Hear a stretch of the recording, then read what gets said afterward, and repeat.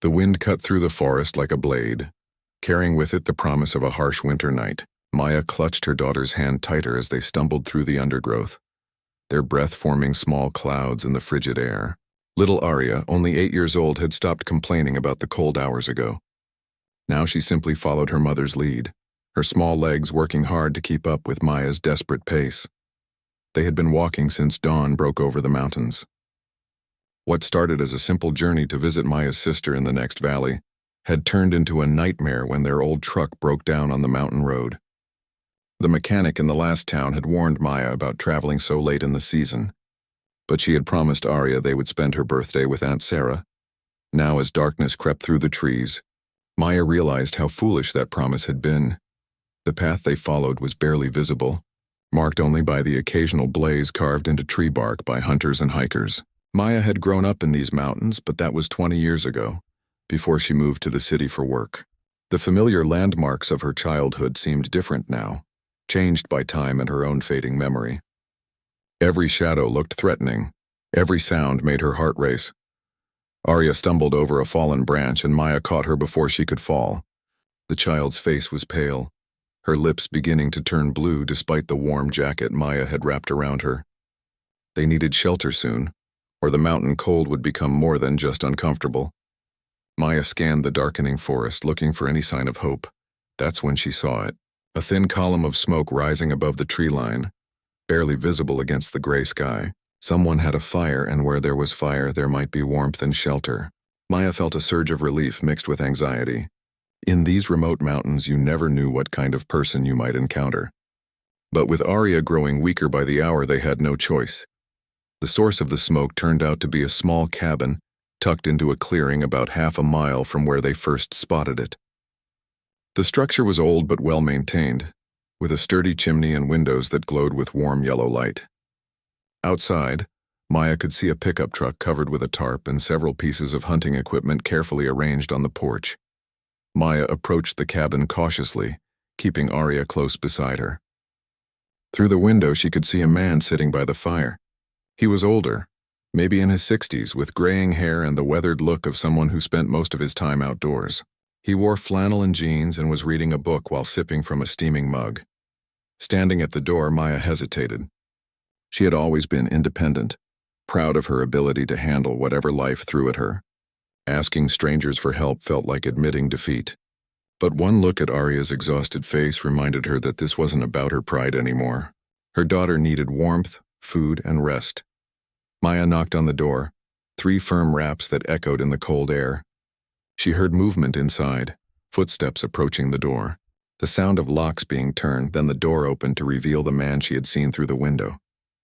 Up close, he looked kind but cautious, his eyes taking in the sight of a woman and child appearing out of the dark forest. "Please," Maya said before he could speak. "I beg you, Hunter, let my child sit by your fire. She's been traveling since first light and has lost feeling in her fingers."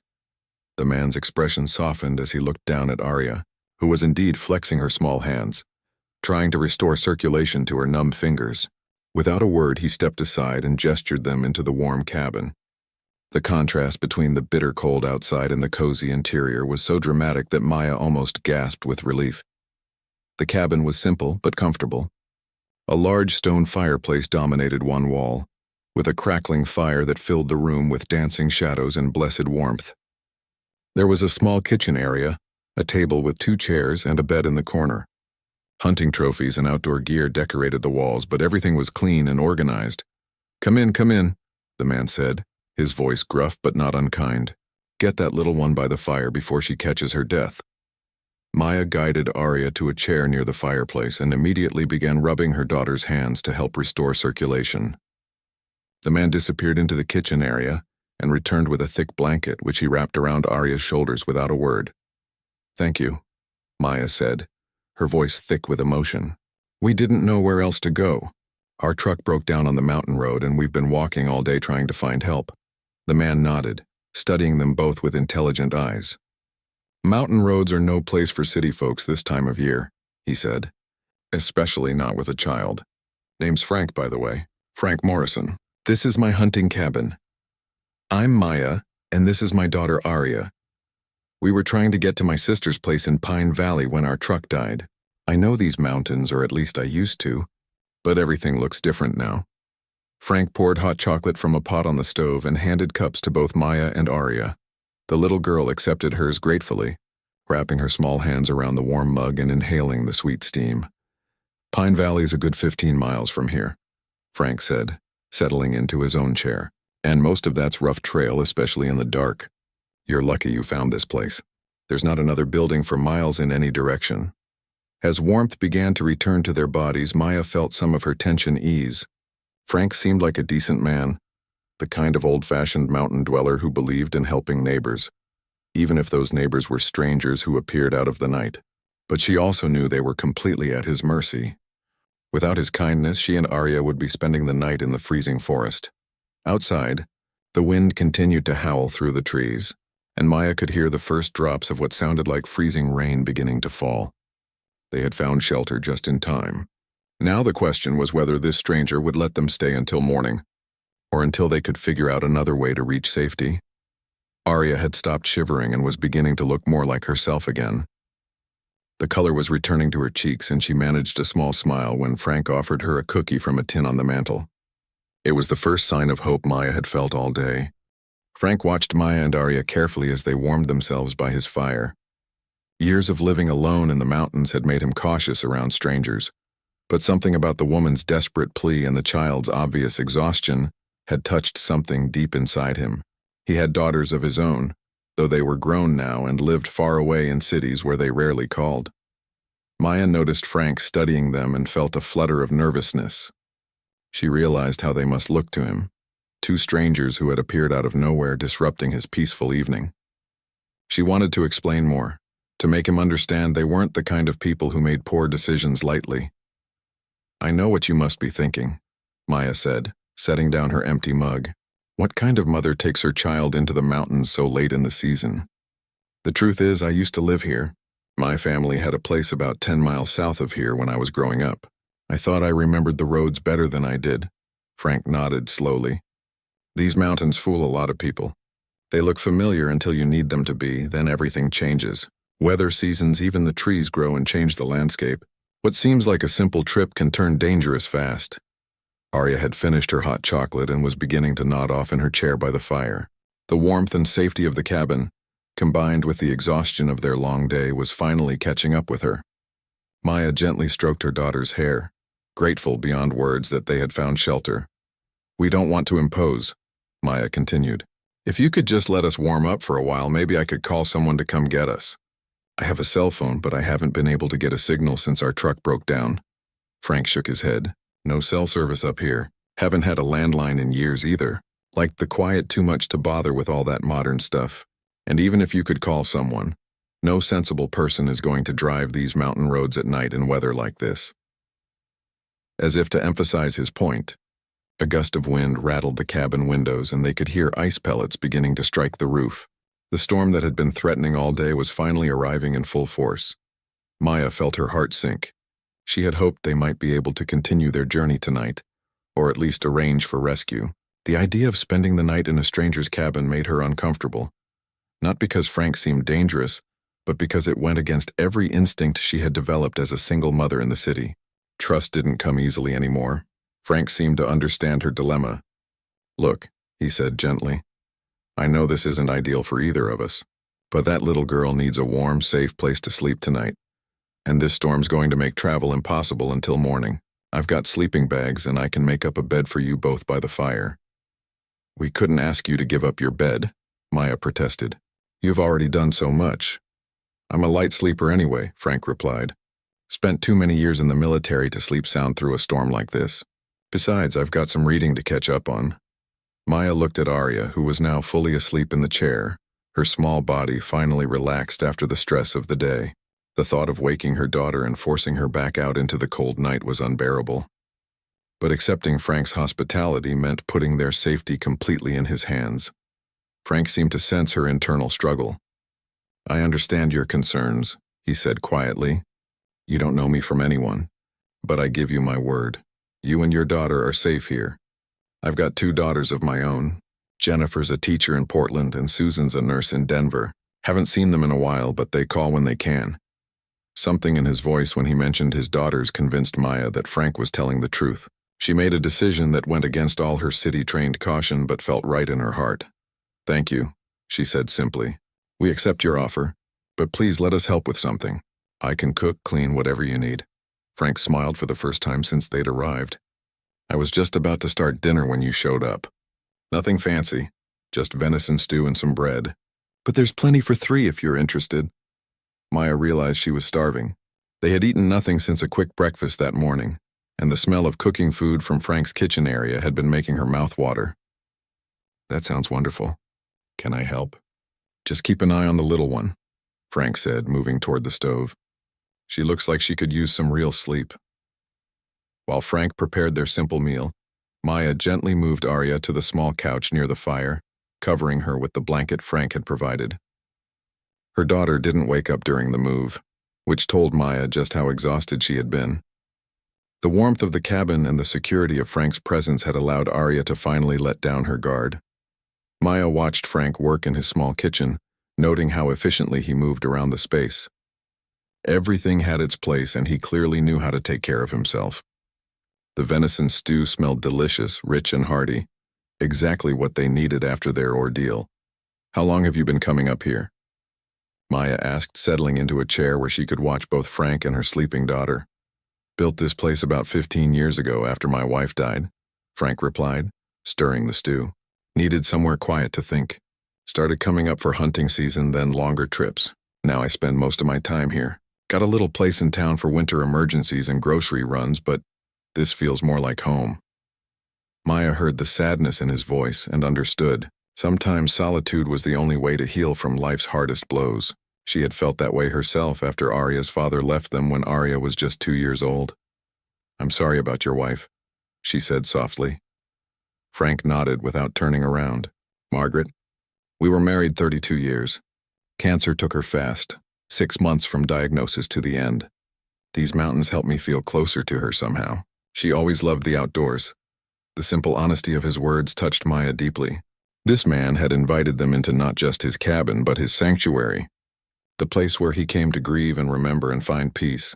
Their unexpected arrival had disrupted his solitude, yet he had welcomed them without hesitation. Outside, the storm continued to build in intensity. Ice pellets had given way to snow, and Maya could see large flakes swirling past the windows in the firelight. They had definitely made the right choice in accepting Frank's hospitality.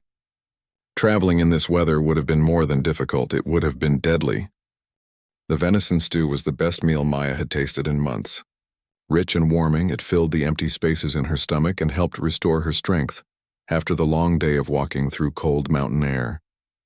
Even Arya, who had awakened when Frank announced dinner was ready, ate her portion enthusiastically despite usually being a picky eater. "This is really good, Mr. Frank," Arya said, her voice still sleepy but much stronger than it had been earlier. "Did you catch the deer yourself?" Frank nodded. "Last month during hunting season. Nothing better than meat you've harvested yourself. Your mama tells me you two were heading to Pine Valley to visit family?" Arya's face brightened despite her exhaustion. "We're going to see Aunt Sarah for my birthday. It's tomorrow. I'm going to be 9 years old." She held up her fingers to demonstrate. "Mama promised we could stay for a whole week and go hiking and maybe see some bears from far away." Maya felt a pang of guilt. Tomorrow was indeed Arya's birthday, and instead of waking up at her sister's comfortable house with birthday pancakes and presents, her daughter would be spending the day stranded in a mountain cabin with strangers. Some mother she was turning out to be. Frank seemed to notice Maya's expression. "Well, now that's something special.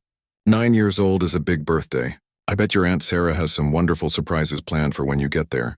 "She does," Arya said excitedly. "She told Mama she got me a new bike, and we're going to paint my fingernails purple because that's my favorite color now." "Do you have any kids, Mr. Frank?" "I have 2 daughters, but they're all grown up now. They're older than your mama, I'd guess. But I remember when they were your age. Birthdays were always the biggest deal in our house." Maya watched Frank's face as he talked about his daughters, noting the mixture of love and longing in his expression. It was clear he missed them terribly. Even though he had chosen this isolated life in the mountains, she wondered what had driven him to such solitude, beyond just grief for his wife. After dinner, Frank insisted on cleaning up while Maya helped Arya get ready for bed. He had found a spare toothbrush and some warm pajamas that had belonged to his younger daughter when she was small. The clothes were old but clean and soft, perfect for sleeping by a warm fire. "Mama, do you think Aunt Sarah will be worried about us?" Arya asked as Maya tucked her into the sleeping bag Frank had arranged on the couch. "I'm sure she's concerned, honey, but she knows we're resourceful. We'll get word to her as soon as we can. Right now, the most important thing is that we're safe and warm." Arya nodded sleepily. "I like Mr. Frank. He reminds me of Grandpa Eddie before he got sick. Do you think he gets lonely up here all by himself?" The question caught Maya off guard. At 8 years old, Arya was already more perceptive than many adults. "I think he might sometimes. But some people need quiet to feel better when they're sad. Like when you used to sit on the porch after Daddy left?" Maya's breath caught. She thought she had hidden her grief better than that. But children saw everything. "Yes, sweetheart. Sometimes adults need quiet time to figure things out." Arya considered this seriously. "Maybe we can be his friends while we're here, so he won't be so lonely." The simple kindness of her daughter's words brought tears to Maya's eyes. Even after everything they had been through today, Arya was thinking about someone else's feelings. Maya kissed her daughter's forehead and pulled the blanket up to her chin. "That's a beautiful idea, baby. Get some sleep now. Tomorrow will be a better day." As Arya drifted off to sleep, Maya joined Frank by the fire. He was reading again, a worn paperback Western novel, but he set it aside when she sat down in the chair across from him. "She's a special little girl," Frank said quietly. "Polite, considerate. You're doing a good job raising her." "Some days I wonder," Maya admitted. "Being a single parent is harder than I ever imagined. Today especially, I can't believe I put her in danger like this. If we hadn't found your cabin—" "But you did find it," Frank interrupted gently. "And you made good decisions when it mattered. You kept her moving when stopping might have meant hypothermia. You found shelter when the weather turned dangerous. That's not luck, that's good parenting under pressure." Maya looked at Frank with new appreciation. "You sound like you know something about parenting under pressure yourself." Frank stared into the fire for a long moment before answering. "Margaret and I went through some tough times when the girls were young. I was in the army then, deployed overseas more often than I was home. She did most of the heavy lifting when it came to raising them, but when I was home, we faced our share of challenges together. Is that how you learned to be so calm in situations like this?" Frank smiled slightly. "Military training helps, but mostly it's just experience. When you've seen enough of life's curveballs, you learn that panicking never helps anything. Better to focus on what you can control and let the rest sort itself out." Outside, the storm was reaching its full fury. Snow was now falling heavily, and the wind was strong enough to make the cabin creak and groan. Maya shuddered to think what would have happened if they had tried to continue walking in these conditions. "Frank," she said suddenly, "I need to ask you something, and I want you to know I don't mean any disrespect by it." He looked at her expectantly. "Why did you let us in? I mean, really. 2 strangers showing up at your door in the middle of nowhere. Most people would have been more cautious." Frank was quiet for so long that Maya began to worry she had offended him. Finally, he spoke. "About 6 months after Margaret died, I was up here trying to decide whether life was worth living anymore. I was sitting right where you are now, staring at the fire and thinking some pretty dark thoughts. That's when I heard scratching at the door." He paused, his eyes distant with the memory. It was a dog, half-starved, injured, scared out of its mind. Someone had probably dumped it on a back road somewhere, and it had been wandering the mountains for weeks. Every instinct I had told me not to get involved. I didn't need another responsibility, another thing to worry about or lose. But you let it in anyway, Maya guessed. Frank nodded. Couldn't help myself. Something about the way it looked at me through the window. Desperate but still hopeful. I figured if this animal could keep fighting for life after everything it had been through, maybe I could too. What happened to the dog? Named him Scout.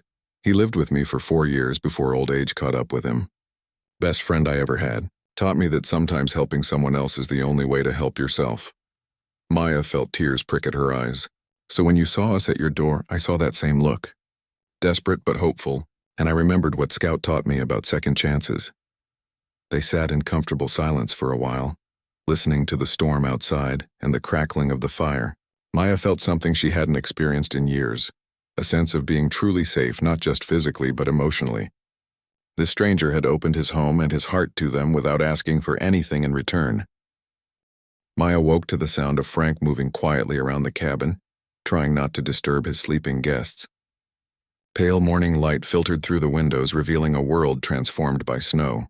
At least 8 inches had fallen during the night, and it was still coming down steadily, though not as heavily as the evening before.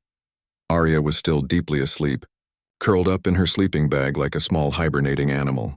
The stress of yesterday's ordeal had clearly exhausted her more than Maya had realized. Frank noticed Maya stirring and gestured toward the kitchen area, where he was quietly preparing what smelled like coffee and bacon. "Morning," he whispered. "Hope I didn't wake you. Figured you both could use some real breakfast after yesterday." Maya stretched and checked her watch. It was almost 8 o'clock. She had slept better than she had in months. Something about the cabin's warmth and Frank's steady presence had allowed her to truly rest for the first time since their journey began. "How's the weather looking?" she asked, joining Frank in the kitchen and speaking in low tones to avoid waking Arya. Frank nodded toward the window.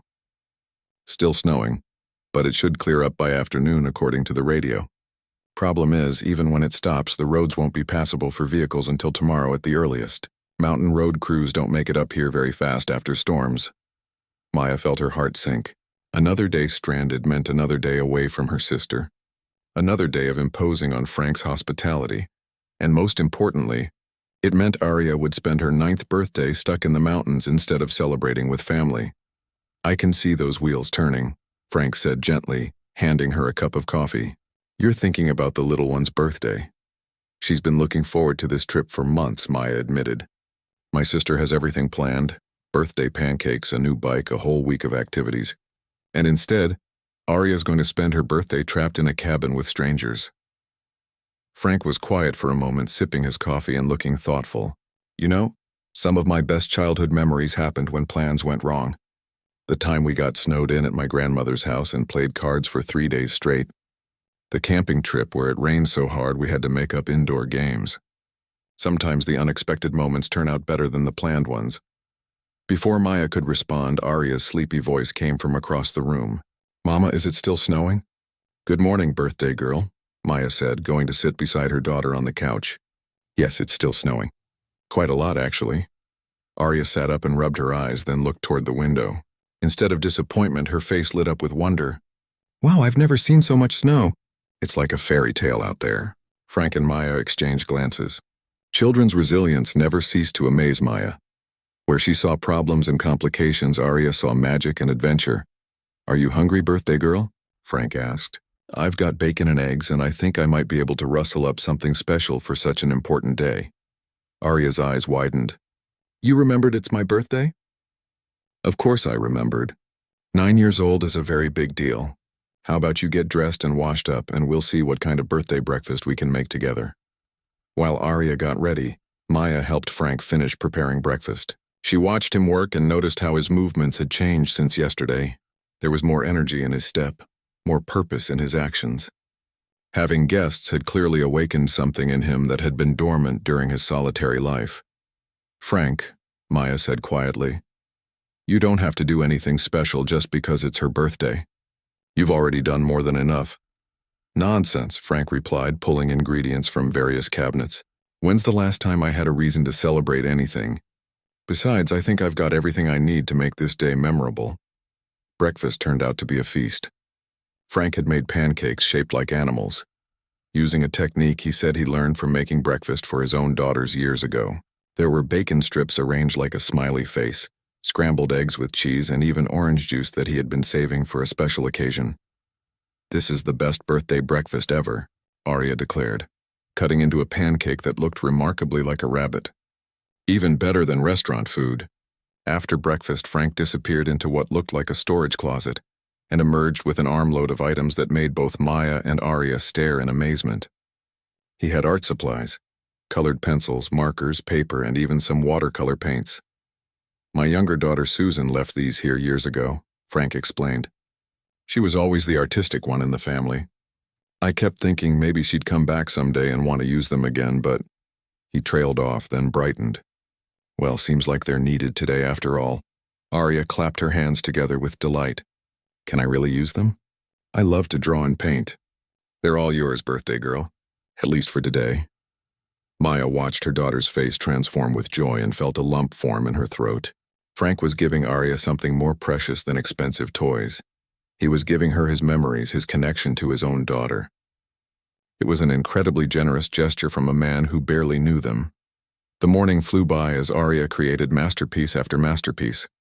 She painted the snowy landscape outside the window, drew pictures of Frank's cabin, and even made portraits of the three of them sitting by the fire.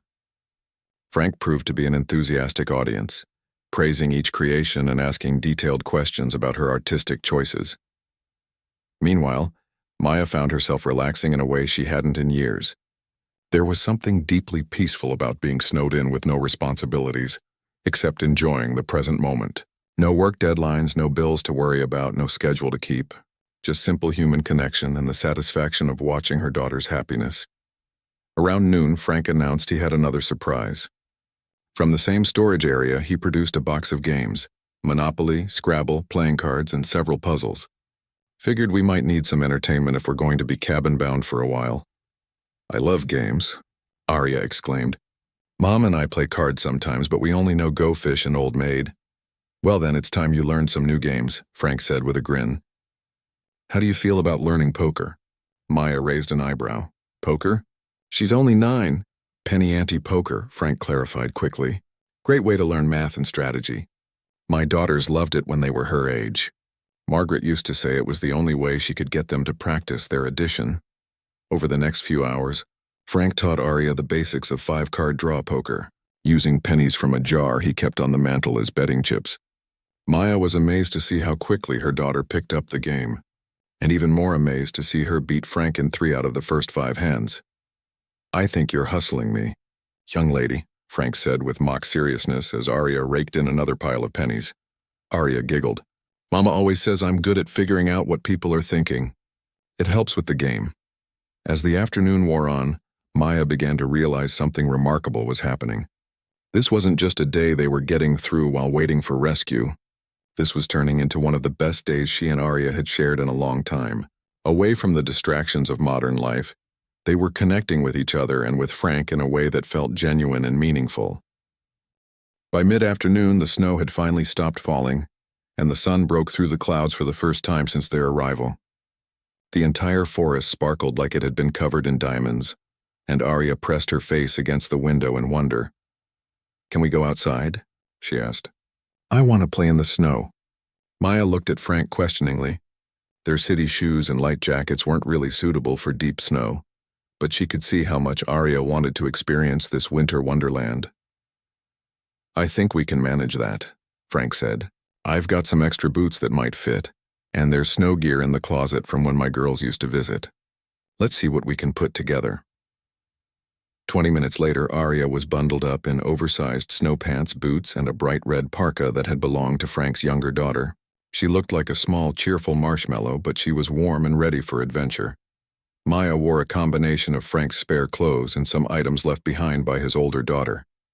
Nothing fit perfectly, but everything was warm and waterproof, which was what mattered. Frank had insisted she borrow a proper winter coat, saying his wife would never forgive him if he let a guest go out in inadequate clothing. The snow was even deeper than it had looked from inside, nearly knee-deep on Maya and almost waist-deep on Arya, but the little girl didn't care. She immediately flopped backward to make snow angels, her laughter ringing through the crisp mountain air. Look, Mama, I'm making a whole family of snow angels. Frank helped Arya build her first real snowman, showing her how to roll the snow into balls and stack them properly. Maya found herself caught up in the fun, helping to find the perfect stones for the snowman's face and contributing her scarf to complete the look. He needs a name, Arya declared, standing back to admire their creation. How about Frosty? Maya suggested. Arya shook her head. That's too ordinary. How about Scout, like Mr. Frank's dog? Frank's face went very still for a moment, and Maya worried that Arya had said something wrong. But then his expression softened into something beautiful, and she realized her daughter had accidentally given him a gift more precious than she could have known. Scout is a perfect name, Frank said quietly. He would have liked that. They spent over an hour outside, having a snowball fight that quickly turned into everyone against Frank, building a snow fort that Arya declared to be her birthday palace. and taking turns sliding down a small hill behind the cabin on a makeshift sled Frank had fashioned from a piece of old cardboard. When they finally came back inside, all three of them were rosy-cheeked, slightly damp, and completely exhausted. Frank built up the fire while Maya helped Arya out of her wet snow gear. The contrast between the cold outside and the cozy warmth of the cabin made everything seem even more magical. "That was the best birthday ever," Arya announced, curling up by the fire with a cup of hot chocolate. "Even better than parties with lots of kids. Even without presents and a cake?" Maya asked. Arya considered this seriously. "Well, I kinda got presents.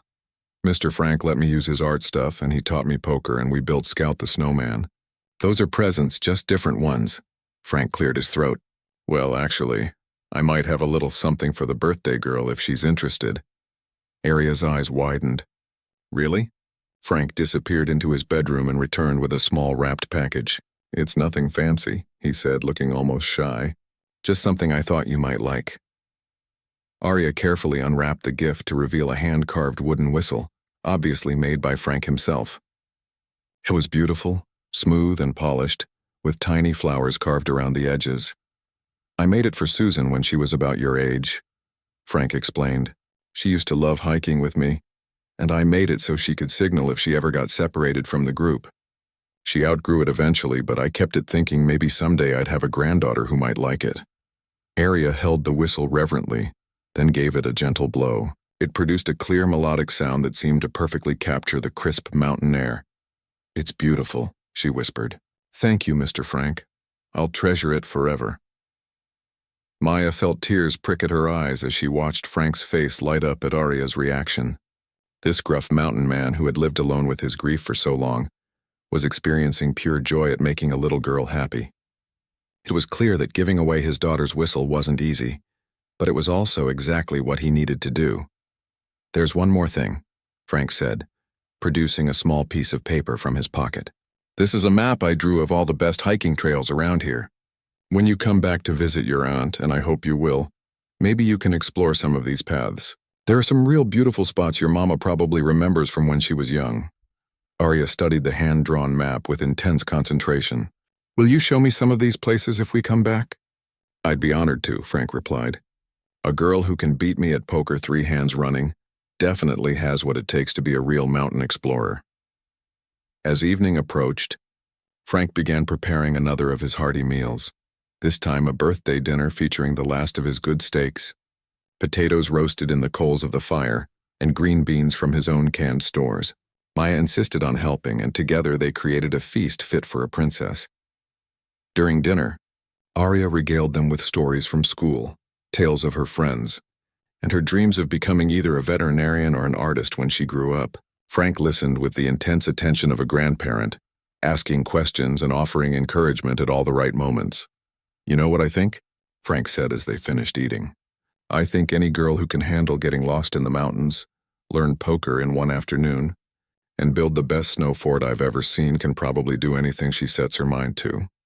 After dinner, Frank surprised them once more by producing a harmonica and playing a selection of old folk songs while Arya drew pictures of their day and Maya cleaned up the kitchen.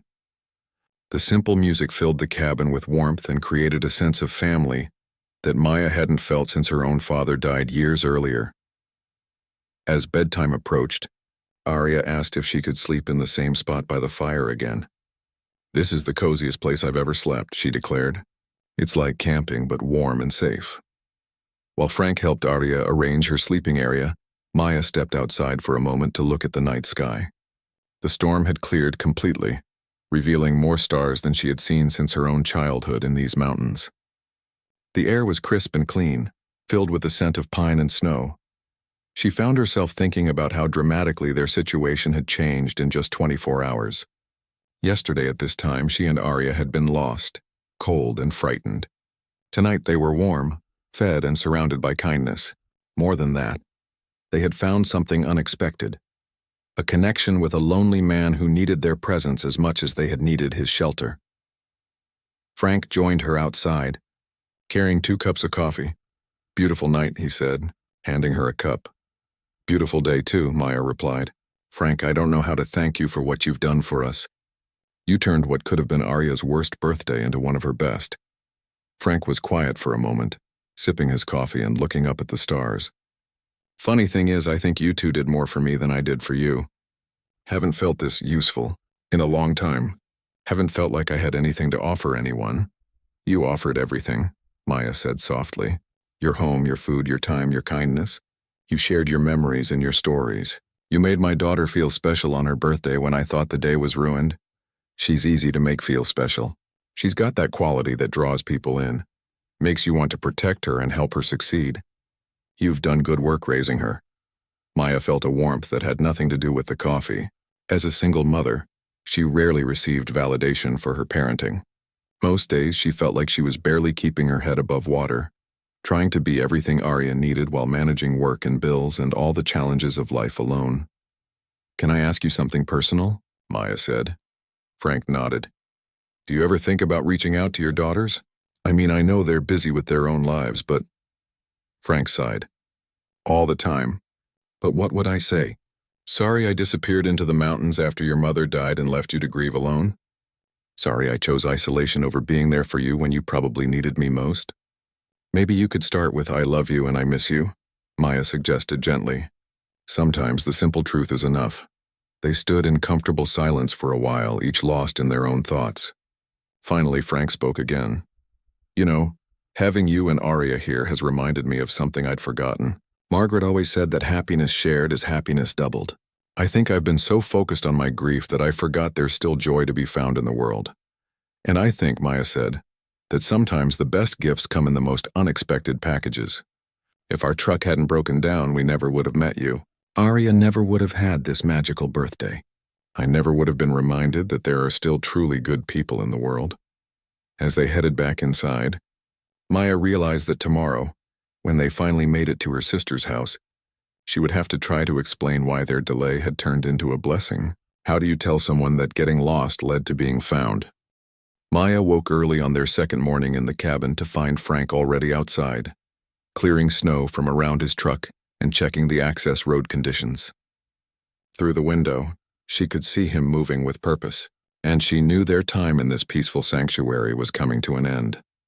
Arya was still sleeping soundly, her new whistle clutched in one hand and a drawing she had made of Scout the Snowman in the other. Maya watched her daughter's peaceful face and felt a mixture of gratitude and sadness. They would be leaving this place soon, returning to their regular lives, but she knew neither of them would ever forget these magical 2 days. Frank came back inside, stamping snow off his boots and bringing the sharp scent of pine and cold air with him. Road's still pretty rough, but I think we can make it down to the main highway, he reported quietly, so as not to wake Arya. From there, it should be clear sailing to your sister's place. Maya nodded, though part of her wanted to ask if they could stay just one more day. The real world seemed very far away from this cozy cabin, and she wasn't quite ready to face responsibilities and schedules again. I radioed down to Joe's garage in Millfield. Frank continued. He's got a tow truck that can handle mountain roads. He'll meet us at the highway junction and take care of getting your truck fixed. Frank, you've thought of everything. How much do I owe you for... You don't owe me anything, Frank interrupted firmly. This has been the best couple of days I've had in years. If anything, I should be paying you. Arya stirred at the sound of their voices and sat up, her hair sticking up in all directions. Are we leaving today? She asked, looking disappointed. The roads are clear enough now, sweetheart, Maya explained gently. We can finally get to Aunt Sarah's house. She's probably worried sick about us. Arya nodded, but her lower lip jutted out slightly. I don't want to leave Mr. Frank all alone again. Frank knelt down beside the couch where Arya was sitting. Hey now, birthday girl. I'm not going to be alone. I've got Scout out there to keep me company, he said, gesturing toward the window where their snowman stood guard. And I've got all these beautiful pictures you made to brighten up the cabin. But what if you get lonely? Frank considered this seriously. Well, I was thinking maybe I might take a trip down the mountain soon. Visit some old friends. Maybe even call my daughters and see if they'd like to have their old dad come visit. Arya's face brightened. Really? You should. I bet they miss you a lot. Think you might be right about that. Maya busied herself packing their few belongings while Frank prepared breakfast, and Arya carefully organized her artwork and new treasures. The morning routine felt domestic and comfortable. like a family that had been together for years rather than strangers who had met by chance.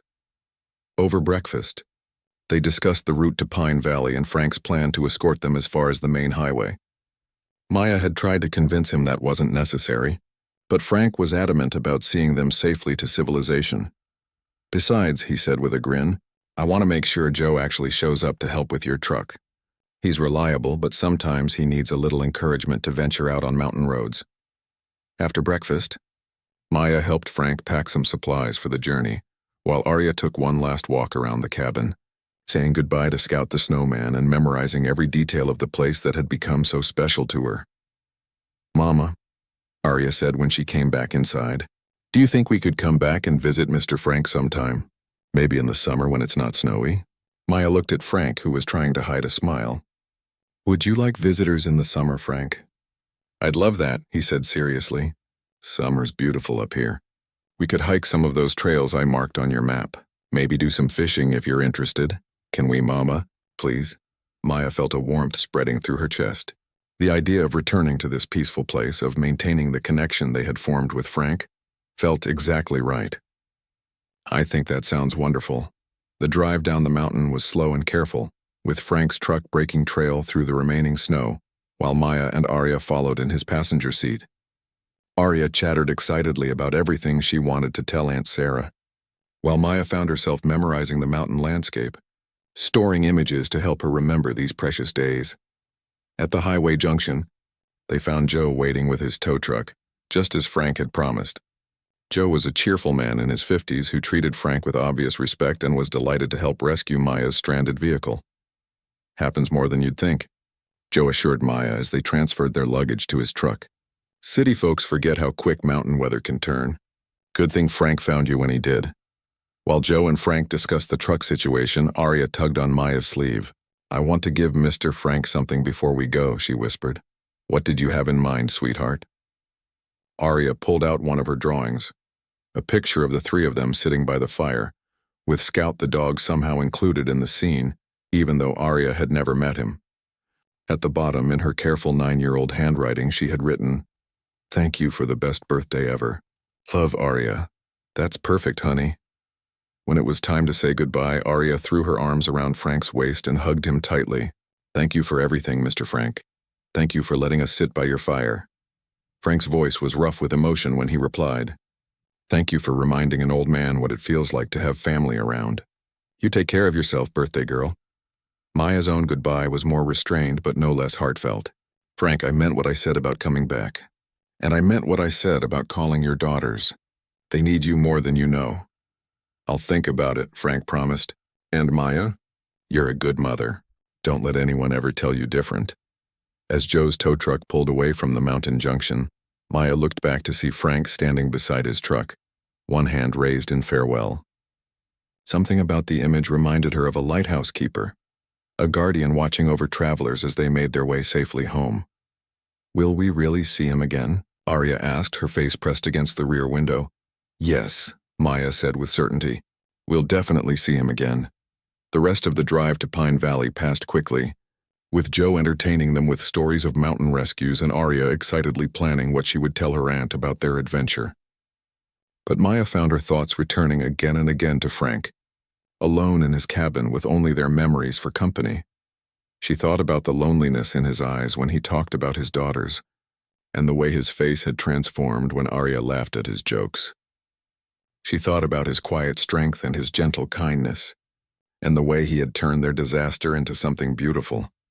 Most of all, she thought about what he had said about happiness shared being happiness doubled. For 2 days they had shared simple pleasures, good food, warm fires, games, and laughter. It had been enough to heal something in all of them, something that none of them had even realized was broken. Maya made a mental note to call Frank as soon as they got to Sarah's house to make sure he had arrived home safely. And then she was going to help him figure out how to reconnect with his daughters. Some gifts were too precious to keep to yourself. 6 months later, Maya stood on the deck of Frank's cabin watching Arya and Frank's daughter Susan explore the wildflower meadow behind the house. The summer mountain air was warm and sweet, filled with the sound of bees and the distant call of hawks circling overhead. Susan had driven up from Denver the day before. Her first visit to the cabin in over 3 years. She was a petite woman in her early 30s with Frank's intelligent eyes and a warm smile that reminded Maya of her father. When Frank had called to invite her for what he termed a family gathering, Susan had been surprised but delighted. "I can't believe how different he seems," Susan said, joining Maya on the deck with 2 glasses of lemonade. "When Mom died, I thought we'd lost him too. He just disappeared into these mountains and wouldn't let any of us in." Maya watched Frank pointing out different wildflowers to Arya, his face animated with enthusiasm. "I think he needed time to grieve alone before he could figure out how to live again. But Arya definitely helped speed up that process. She's amazing," Susan said, smiling as they watched Arya carefully examine something Frank had found in the grass. The way she just accepted him immediately, like he was her grandfather. "And that birthday story, I must have cried for an hour when he told me about it." It had taken Frank 2 weeks after Maya and Arya's departure to work up the courage to call his daughters. But when he finally did, both Jennifer and Susan had been overjoyed to hear from him. The conversations had been emotional, filled with tears and apologies and promises to do better. Within a month, Frank was making regular trips down the mountain to visit them, and they had started planning summer visits to the cabin. Maya's own relationship with Frank had evolved into something special as well. They talked on the phone every week, sharing stories about their daily lives and offering each other support through various challenges. Frank had become the father figure Maya had never had, and she had become the daughter who could help him bridge the gap with his own children. "I brought something I wanted to show you," Susan said, pulling a photograph from her purse. "I found it when I was going through some of Mom's things." The picture showed a much younger Frank with his wife Margaret and 2 little girls, standing in front of the very cabin where they now sat. Everyone was laughing, and Margaret was holding what looked like a hand-carved wooden whistle. "Mom made Dad carve those whistles for us when we were kids," Susan explained. "Safety devices for hiking, but really just an excuse for him to make something special for his girls. When he gave yours to Arya, I think it was his way of saying he was ready to be a father again, not just to his blood relatives, but to anyone who needed him." Maya felt tears prick her eyes. "He saved us in more ways than just giving us shelter. I was so lost when we met him, trying to be everything to Arya, working too much, never feeling like I was enough. Frank showed me that sometimes the best gift you can give someone is simply being present." The sound of laughter drew their attention back to the meadow, where Frank was now teaching Arya how to whistle using a blade of grass. It was a skill he had taught his own daughters decades earlier, part of the mountain wisdom he had accumulated over years of outdoor living. "Success," Arya's voice carried across the meadow as she managed to produce a clear whistle from the grass blade. "Mr. Frank, you're the best teacher ever." Frank beamed with pride, and Maya could see the healing that had taken place in his heart over the past months. The lonely, grieving man they had met that snowy night had been replaced by someone who had rediscovered his purpose and joy in life. "You know," Susan said thoughtfully, "I used to resent these mountains. I thought they took Dad away from us after Mom died. But now I think maybe they were just holding on to him until he was ready to come back to the world." That evening, the 4 of them sat around the same fire where Maya and Arya had first warmed themselves 6 months earlier. Frank had prepared another of his wonderful meals, and they had spent the day hiking the trails he had marked on Arya's map, picking berries and sharing stories. Arya was curled up against Frank's side, fighting sleep but not wanting to miss any of the conversation. Susan was telling stories about her work at the hospital, and Maya was sharing updates about her new job, a position with better hours and more flexibility that allowed her to spend more quality time with Arya. "I have an announcement to make," Frank said during a quiet moment. "I've been thinking about this for a while, and today seems like the perfect time to share it." Everyone looked at him expectantly. "I've decided to spend less time up here alone and more time down the mountain with the people I care about. I'm going to keep the cabin. It will always be special to me, but I want to be more present in all your lives." Susan's face lit up. "Really, Dad? You mean it?" "I mean it. I've spent enough time hiding from life. Time to start living it again." Arya looked up at Frank with sleepy eyes. "Does that mean we can have more adventures together?" "All the adventures you want, birthday girl. Mountain adventures, city adventures, whatever makes you happy." As the fire burned lower and the conversation wound down, Maya reflected on the incredible chain of events that had brought them all together. A broken-down truck and a snowstorm had led to friendship, healing, and a kind of chosen family that enriched all their lives. Later, as they were getting ready for bed, Arya pulled out the wooden whistle Frank had given her 6 months earlier. She had carried it everywhere since that day, a tangible reminder of kindness and the magic that could happen when strangers opened their hearts to each other. "Mama," Arya said, settling into her sleeping bag by the fire. "Do you think there are other people out there who need someone to let them sit by their fire?" Maya smiled at her daughter's perceptiveness. Even at 9 years old, Arya understood that the greatest gift anyone could offer was simple human kindness. A warm place to rest, a listening ear, a moment of connection in an often lonely world. "I'm sure there are, sweetheart, and I have a feeling that as you grow up, you're going to be very good at recognizing them and helping them feel welcome." "I learned from the best," Arya said, looking over at Frank, who was banking the fire for the night. "Mr. Frank taught me that sometimes the most important thing you can do is just open your door." Frank heard her and came over to tuck her sleeping bag around her shoulders. "Actually," he said softly, "I think you taught me that, little one. You and your mama showed up at my door and reminded me what it feels like to have a family again." As Maya settled down for the night, she thought about how different this summer evening was from that desperate, cold night when they had first knocked on Frank's door. Then they had been strangers seeking shelter from a storm. Now they were family, bound together by love and mutual care rather than just blood. Outside, the mountain night was peaceful and star-filled. Inside the cabin, 4 people who had found each other in the most unexpected way slept soundly, warmed by more than just the dying embers of the fire. They were warmed by the knowledge that they belonged to each other, that they had created something beautiful from what had started as a crisis. And in the morning, they would wake to another day of simple pleasures, hiking, cooking together, sharing stories, and building memories that would last a lifetime. It was exactly the kind of life Frank's wife Margaret would have wanted for him. Exactly the kind of extended family Maya had always hoped Arya could have. And exactly the kind of happiness that comes from opening your heart to unexpected blessings. The wooden whistle lay beside Arya's pillow, ready for whatever adventures tomorrow might bring. And Frank Morrison, who had once thought his best days were behind him, fell asleep, planning all the ways he could continue to be the grandfather this special little girl deserved, and the friend her remarkable mother had taught him how to be again.